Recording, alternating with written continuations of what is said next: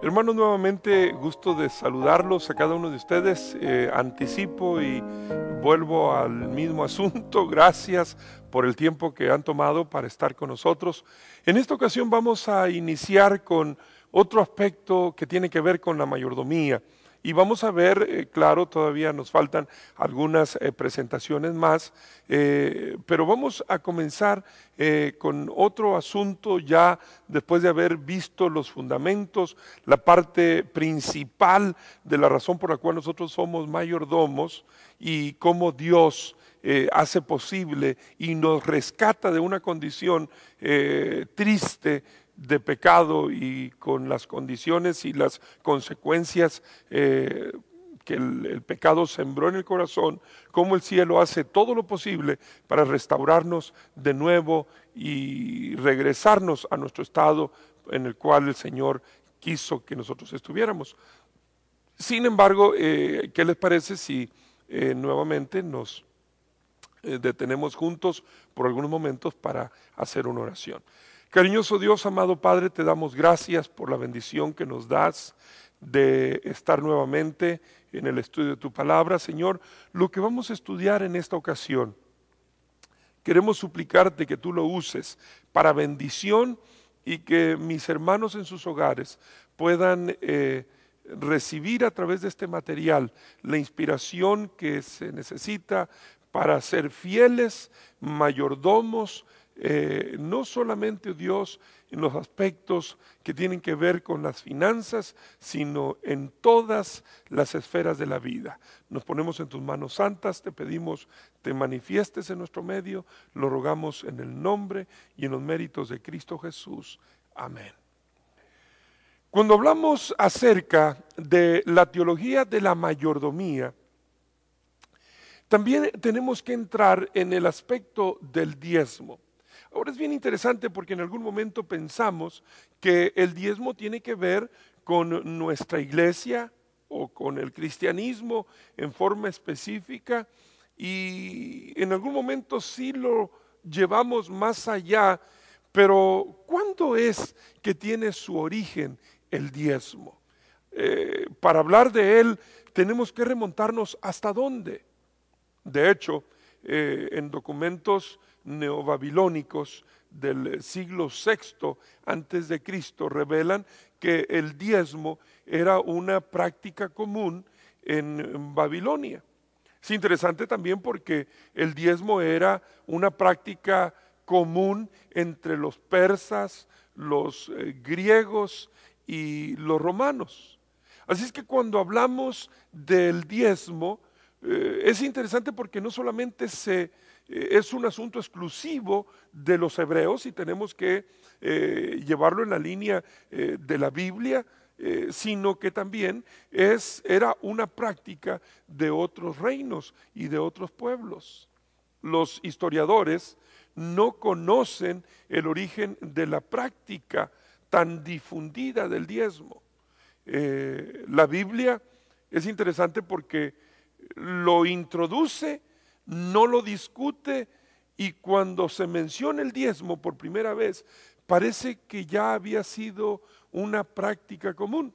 O sea, no se detiene para explicarlo, para hablar de su origen, para presentarlo, para introducirlo, no, sencillamente ni lo discute, lo da por sentado y lo establece como si hubiera sido una práctica común. De hecho, la sierva del Señor dice en Testimonios, en volumen 3, en la página 398, el sistema del diezmo se remonta más allá de los días de Moisés.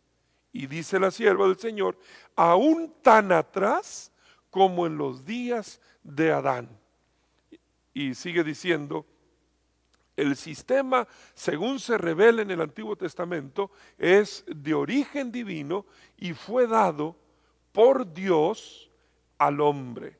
Así es que cuando hablamos del diezmo, tenemos que entonces ir muy para atrás y no solamente detenernos en las indicaciones que Moisés en algún momento compartió con el pueblo de Israel, llamando a la fidelidad y llamando a las ventajas que representa ser socios con Dios, sino que dice la sierva del Señor, va tan lejos como el mismo Edén, allá con Adán. Ahora, el diezmo debemos comenzar por entenderlo, que está asociado a la humanidad en su estado caído. O sea, cuando el hombre se revela, que es lo que ya estuvimos viendo en la ocasión anterior, cuando el hombre toma la decisión de revelarse a las indicaciones de Dios y con esto le da paso al pecado, una de las formas que Dios le entrega al hombre, una de las maneras como Dios prueba al hombre, tiene que ver con el diezmo. Entonces vamos a ver un poco acerca del diezmo en el Antiguo Testamento.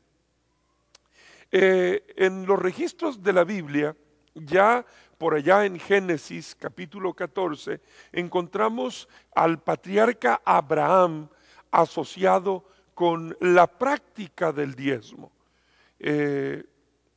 Al grupo que no sirve al Señor se le describe como codiciosos y centrados en sí mismos, completamente poseídos y controlados por sus corazones egoístas, sin reconocer otra autoridad que la propia, la de ellos. Así es que cuando nosotros vamos para atrás, vemos que las condiciones de pecado y de egoísmo del ser humano eran condiciones muy similares y muy parecidas a las que vivimos nosotros ahora, condiciones de rebeldía, condiciones de autonomía, condiciones de independencia de Dios.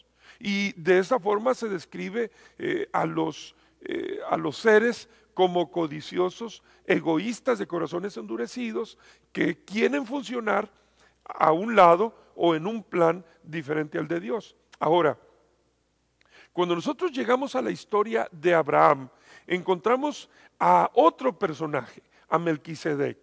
Abraham y Melquisedec adoran al Señor Altísimo, según nos dice el registro bíblico, y lo reconocen como creador de los cielos y de la tierra. Fíjense qué interesante.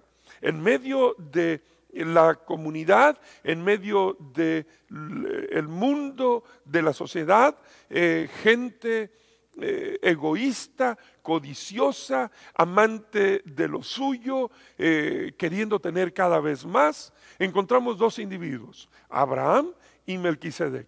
Ambos reconocen el señorío de Dios y ambos lo reconocen a él como el creador de los cielos y de la tierra. Ahora, es dentro de esta posición teológica de Abraham y de Melquisedec que se introduce el diezmo en la historia. Es bajo estas condiciones, diferentes a las condiciones que vivía la sociedad del tiempo de ellos, diferente a la forma como los seres humanos regulares vivían en forma egoísta. Ellos se apartan de ese concepto generalizado, adoran a Dios, lo adoran como un Dios creador, sustentador, dueño de todo, y en esta forma es como el diezmo se introduce dentro de la historia. Se menciona la práctica de diezmar de manera casi casual, lo que sugiere que el diezmo era parte de la vida y experiencia religiosa de Abraham. Es interesante porque cuando se menciona la práctica del diezmo, es tan habitual que no se detiene la Biblia a dar ninguna explicación. Ahora, era interesante porque cuando se mencionan estos aspectos y cuando se introduce el diezmo o se presenta por primera vez en la experiencia de Abraham el diezmo, se basa en los ingresos. Ustedes se acuerdan en Génesis 14:20, Abraham devolvió al rey de Sodoma lo que Kedorlaomer le había quitado, además devolvió los diezmos de lo que consideró suyos. Qué interesante el concepto. El diezmo estaba basado en relación al ingreso. ¿Se dan cuenta? La forma como se introduce el diezmo en la historia no lo da por sentado, no lo explica, y cuando Abraham lo presenta, lo hace como si fuera una práctica ya usual en su vida. Y cuando lo regresa en base a sus ingresos. Es la forma como el diezmo se introduce en la historia. Ahora, además, se presenta al recipiente del diezmo, o sea, ¿quién recibe el diezmo? Así es que primera característica, el diezmo es proporcional a los ingresos. Segunda característica, hay un recipiente, o sea, hay una persona o alguien que lo recibe. Y el diezmo es devuelto a un instrumento señalado por Dios para servirle tanto a él como a su pueblo. Y Abraham, en la historia de Abraham, Abraham reconoció la santidad del diezmo, lo devolvió a aquel a quien Dios había elegido para ser su instrumento santo. Solo él podía manejar las cosas sagradas. Abraham reconoció que el diezmo no le pertenecía a él y reconoció que había alguien que lo debía de administrar, que lo debía de utilizar. En tercer lugar, se establece la base teológica para el diezmo. Dios es el creador, el Dios invocado en la bendición de Abraham es el creador. Todo en los cielos y en la tierra le pertenecen al Señor porque Él los creó. Así es que la base de la razón por la cual se devuelve el diezmo es porque Dios es el creador y todo lo que hay, tanto en el cielo como en la tierra, le pertenecen a Él. Sin Él, el concepto bíblico de la creación, el diezmo carece de un significado sólido. Así es que era bien importante que Abraham reconociera a Dios como su creador y su sustentador. Así es que Abraham reconoció que Dios era el propietario mediante la confesión de su boca. Dice Génesis 14:22, Señor Dios altísimo, creador de los cielos y de la tierra. Y mediante sus acciones, al devolver el diezmo, dio prueba de que él verdaderamente le daba a Dios el papel que había invocado que él tenía. En otra instancia, Abraham reconoce que Dios es quien le bendice. Teológicamente es bien importante entender esto. La bendición es antes que el diezmo, o sea, precede al diezmo. Sin esta bendición preliminar, diezmar genuinamente es imposible.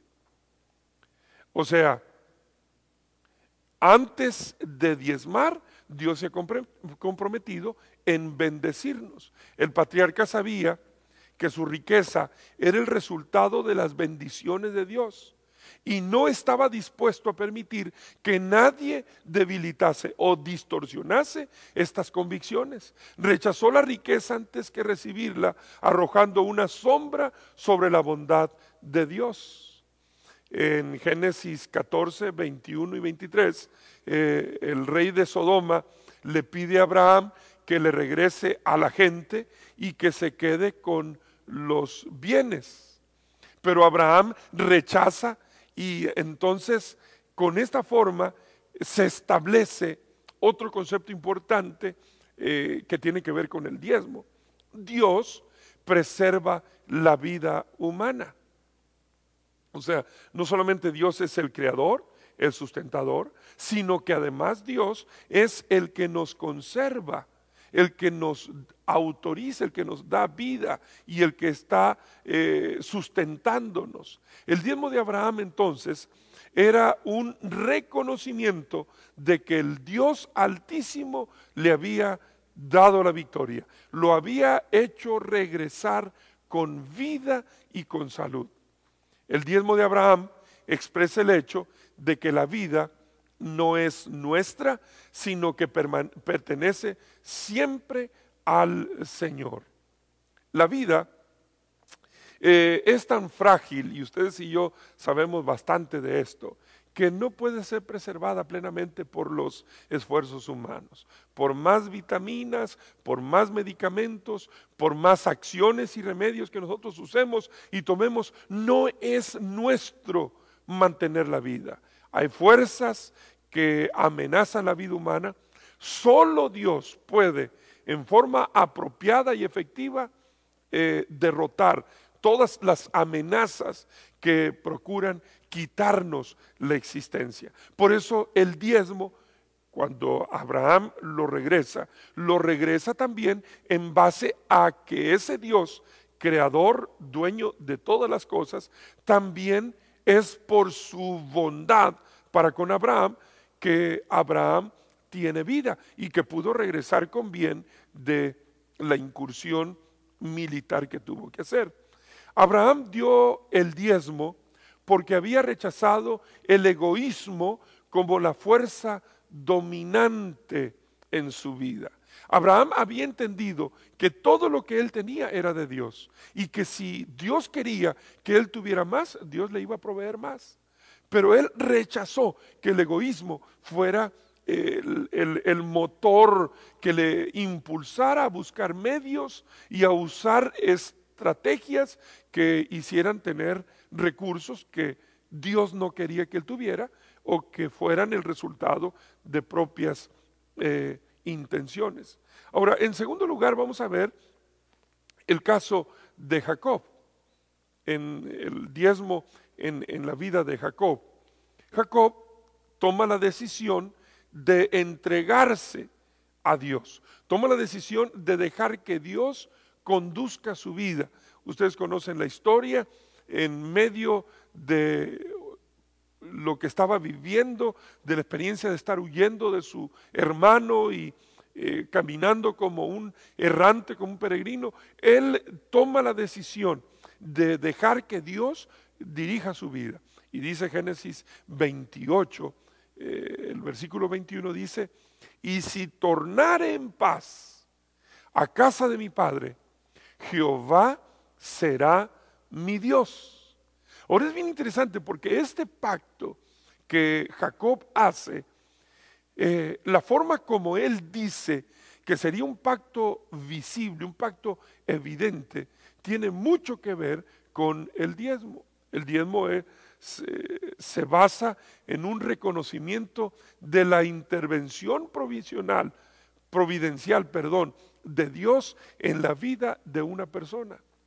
Sin esta experiencia y entrega previa, el diezmo carece de propósito y se vuelve irrelevante y pierde todo sentido. Así es que Jacob también comienza por reconocer y autorizar que Dios intervenga y participe en forma activa en su vida.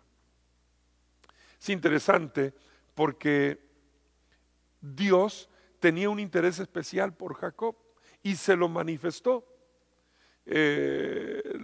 Génesis 28, 14 nos habla acerca de los descendientes. La procreación humana está en las manos del Señor, no bajo el control exclusivo de las leyes de la reproducción. Dios le había prometido tanto a Abraham como a Jacob que él los iba a bendecir y que la descendencia de ellos sería una descendencia bendita. Y allí Dios comenzó a manifestar su señorío y el control sobre sus vidas también. También le habló de protección, no solamente le habló de una descendencia y de que él estaría conduciendo el crecimiento de su familia para hacer de ellos una nación especial para él, sino que además le aseguró protección. Jacob viviría en un ambiente hostil y no sería capaz de preservar su vida solo. La preservación de la vida descansaba en última instancia en las manos de Dios. Es lo que dice Génesis 28:15. Dios prometió que en medio de las dificultades y de las amenazas que lo iban a rodear, en donde él iba a estar, Dios iba a protegerlo. Además, Dios le habló de que iba a proveerle de una tierra y que le iba a dar la seguridad de sus riquezas. La tierra les proveería identidad, les iba a dar un lugar de referencia y era en gran medida una fuente de riqueza y de seguridad financiera. Dios se había comprometido a darles un lugar donde ellos se asentaran.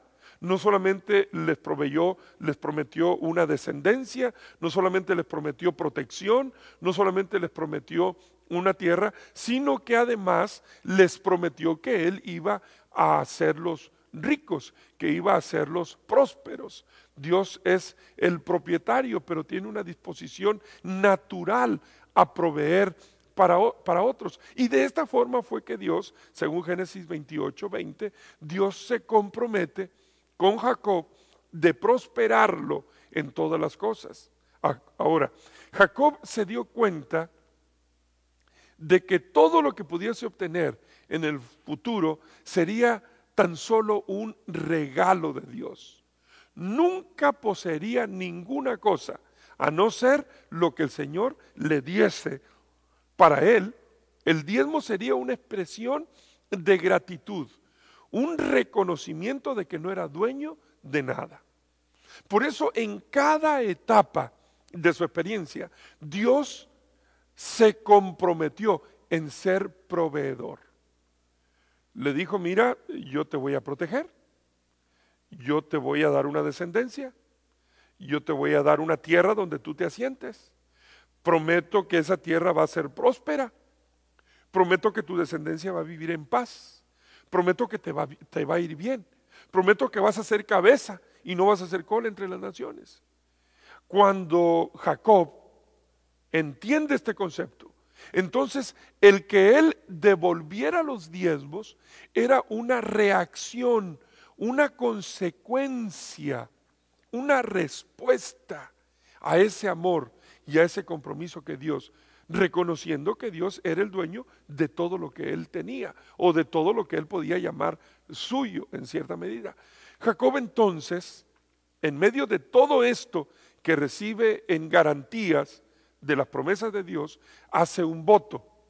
Hay una cita en Patriarcas y Profetas, la página 185, que dice que en su voto no negoció con Dios ni intentó sobornarlo.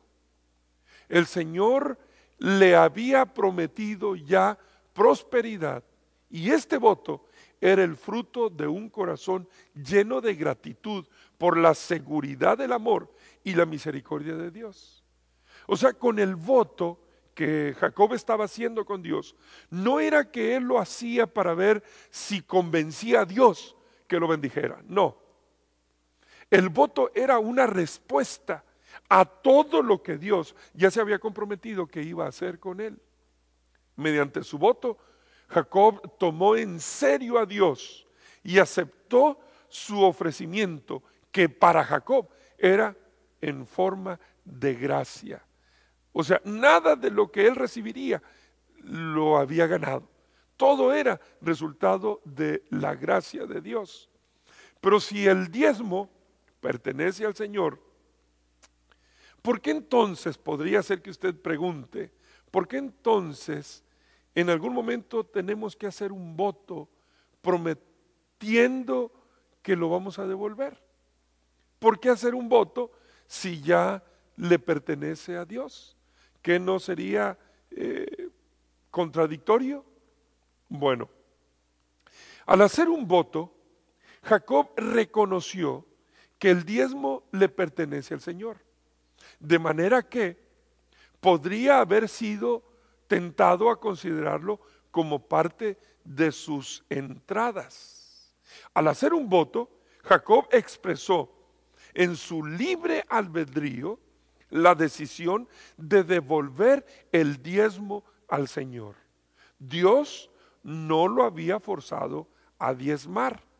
Eso significa que él eligió voluntariamente devolver al Señor lo que le pertenecía, lo que era suyo. O sea, el voto no fue sino una confirmación de la decisión que él había tomado de darle a Dios lo que a Dios le pertenecía. ¿Por qué? Porque en algún momento Jacob sabía que se podía haber tentado o se podía ver en la tentación de decir, no, pues esto es mío también. Pero al haber hecho un voto, él asegura de que iba a considerar ese diezmo como sagrado, como a veces nos resulta también a nosotros. El diezmo se convierte en santo o se convierte en diezmo cuando nosotros lo traemos aquí a la iglesia y lo depositamos en el alfolí. Es el momento cuando esa cantidad de dinero se convierte en santa, cuando esa cantidad de dinero se convierte en diezmo, o esa cantidad de dinero es santa y es diezmo desde el momento en que usted lo recibe, aunque esa cantidad de dinero usted la lleve al dealers, al Food City, al Rancho Market, porque usted podría agarrar ese dinero y usarlo para otras cosas, pero que usted lo use para otras cosas no quiere decir que no es santo. Ese era el concepto que tenía en mente Jacob.